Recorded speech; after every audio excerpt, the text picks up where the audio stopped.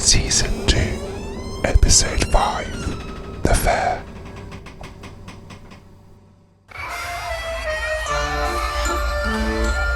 The fairground was a swirl of bright lights and lively music. The smell of fried food thick in the air. Sarah laughed as she clung to Jake's hand, feeling that warm buzz of excitement. It was their 3-month anniversary, and Jake had planned the perfect night.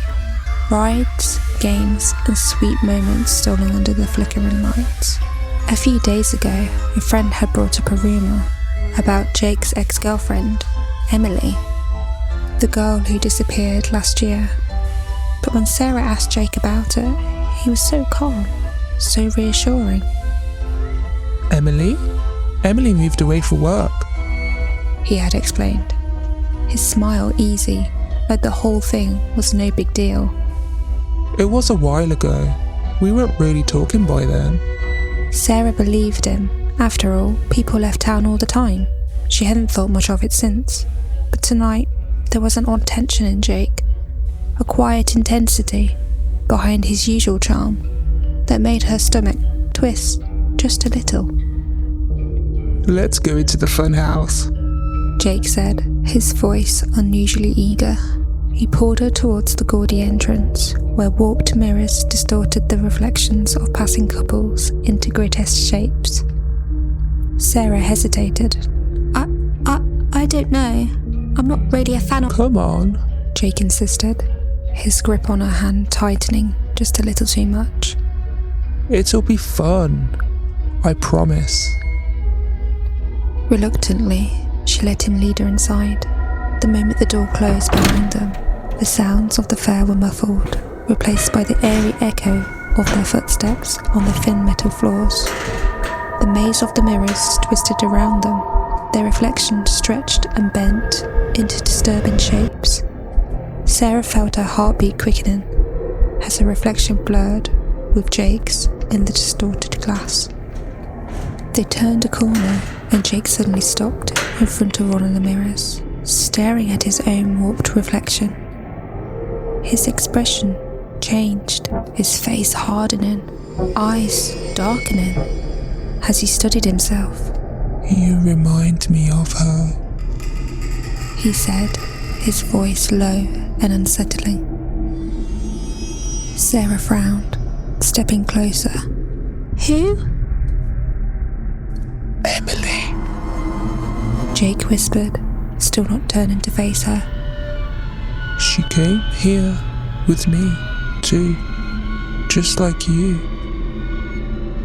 She tried to leave me.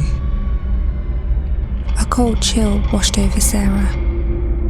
What? What are you talking about? She asked. Jake's gaze finally left the mirror and turned towards her, his face devoid of the unusual warmth. Emily didn't move away, Sarah, he said softly. She tried to run, but I couldn't let her. Just like I can't let you. Fear gripped Sarah's chest as his words sank in, her pulse quickened, and every instinct screamed at her to run. She took a step back, eyes darting towards the exit. Jake, I think we should leave, she stammered, her voice shaking. But Jake took a slow, deliberate step forward, his expression darkening. You're just like her, he muttered, his voice rising with anger. Always trying to run away. Sarah turned and bolted, her heart pounding as she sprinted through the maze of mirrors. Her reflection flashed at her from every angle, disfigured and frantic, as she desperately searched for the exit. The funhouse twisted around her, the distorted mirrors making every turn disorientating. Behind her, she heard Jake's footsteps, slow and steady. You can't leave me, Sarah, he called, his voice echoing through the narrow halls. Not like Emily. She was almost at the exit when she felt a cold hand clamp over her mouth, yanking her back. Sarah's scream was muffled, swallowed by Jake's firm grip. He pulled her against him, his breath hot against her ear. Why do you all try to leave? Jake hissed, his voice filled with quiet fury. Emily did, and now you're doing the same. I won't let you. Sarah thrashed in his grip, but he was too strong. Her cries for help were smothered beneath his hand, drowned out by the blaring carnival music outside. The vibrant lights of the fair flashed through the cracks of the funhouse. To everyone else, it was just another normal night at the fair. Jake dragged her deeper into the maze, out of sight, his calm, cold smile returning. Outside, no one noticed the absence of a girl who had been laughing just moments earlier.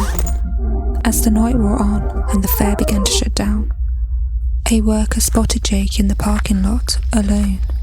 He was carrying a large duffel bag, his expression calm, his movements deliberate. He tossed the bag into the trunk of his car and shut it with a quiet click before driving off, disappearing into the night.